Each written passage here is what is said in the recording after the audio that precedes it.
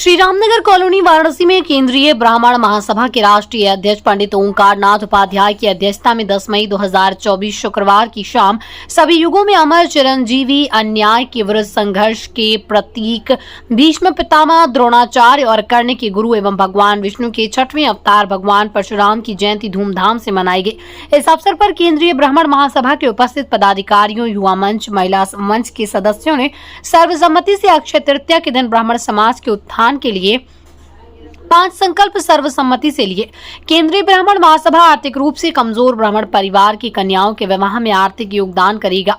केंद्रीय ब्राह्मण महासभा आर्थिक रूप से कमजोर मेधावी छात्रों के लिए छात्रवृत्ति प्रदान करेगा। केंद्रीय ब्राह्मण महासभा ब्राह्मणोचित संस्कार के संवर्धन के लिए समय समय पर विभिन्न ब्राह्मणोचित संस्कार का आयोजन सुनिश्चित करेगा। केंद्रीय ब्राह्मण महासभा को समाज को एकजुट करने के लिए एकता यज्ञ का आयोजन करेगा। केंद्रीय ब्राह्मण महासभा उत्तर प्रदेश सरकार से लंबे अरसे से उत्तर प्रदेश में ब्राह्मण कल्याण बोर्ड के गठन की मांग कर रहा है। उत्तर प्रदेश में ब्राह्मणों की आबादी 17% के ऊपर है। ब्राह्मण समाज में भी जो आर्थिक रूप से कमजोर परिवार हैं, उनके मेधावी पुत्र पुत्रियों को भी मेडिकल इंजीनियरिंग और यूपीएससी की तैयारी है तो निःशुल्क कोचिंग आवासीय सुविधा के साथ देने की पुरजोर मांग उठाएगा। समारोह में विशिष्ट अतिथि के रूप में जयपुर सिविल लाइंस के विधायक पंडित गोपाल शर्मा, पत्रकार पंडित आलोक त्रिपाठी, पंडित राजेश त्रिपाठी, पंडित रवि पांडे, पंडित पंकज त्रिपाठी एवं पंडित प्रवीण शर्मा शामिल हुए।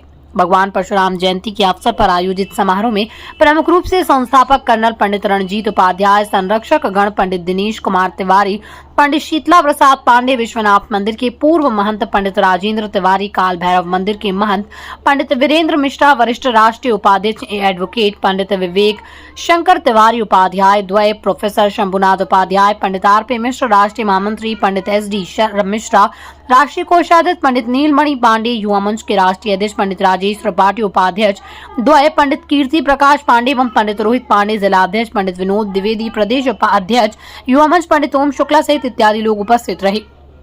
वाराणसी से संतोष कुमार सिंह की एक रिपोर्ट।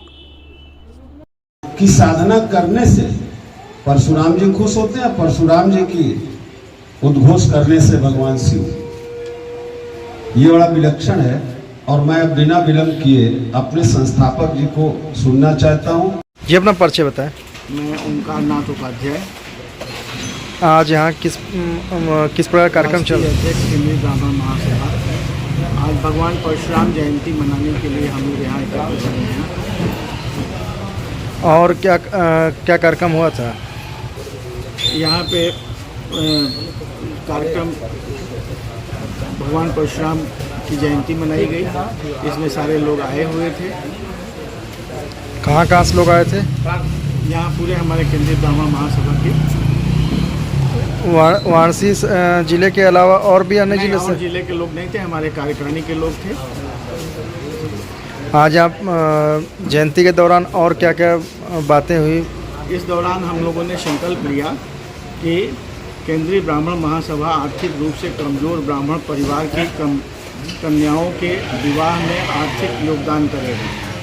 दूसरा, केंद्रीय ब्राह्मण महासभा आर्थिक रूप से कमजोर मेधावी छात्रों के लिए छात्रवृत्ति प्रदान करेगी। तीसरा, केंद्रीय ब्राह्मण महासभा ब्राह्मणोचित संस्कार के संवर्धन के लिए समय समय पर विभिन्न ब्राह्मणोचित संस्कार का आयोजन सुनिश्चित करेगा। केंद्रीय ब्राह्मण महासभा समाज की एकजुट करने के लिए एकता यज्ञ का आयोजन करेगा। केंद्रीय ब्राह्मण महासभा उत्तर प्रदेश सरकार से लंबे अरसे से उत्तर प्रदेश में ब्राह्मण कल्याण बोर्ड के गठन की मांग कर रहा है। उत्तर प्रदेश में ब्राह्मणों की आबादी 17% से ऊपर है। ब्राह्मण समाज में भी जो आर्थिक रूप से कमजोर परिवार हैं, उनके मेधावी पुत्र पुत्रियों को भी मेडिकल इंजीनियरिंग और UPSC की तैयारी हेतु निःशुल्क कोचिंग आवासीय सुविधा के साथ देने की पुरजोर मांग उठाएगा। आवासीय सुविधा के साथ देने का पुरजोर मांग उठाएगा। समारोह में तमाम लोग हमारे जो है केंद्रीय ब्राह्मण महासभा के बैनर तले आपके द्वारा क्या क्या कार्य किए जा रहे हैं? हमारे आर्थिक रूप से कमजोर ब्राह्मण परिवारों को आर्थिक मदद की कोशिश की जा रही है। कन्या की शादी में या शुल्क पढ़ाई में ये हम मदद कर रहे हैं। और आगे भी एक योजना के तहत मेधावी छात्रों को जो भी हमने सुनाया उसके तहत हम एक स्कीम बना रहे हैं जिसमें सभी का कल्याण होगा।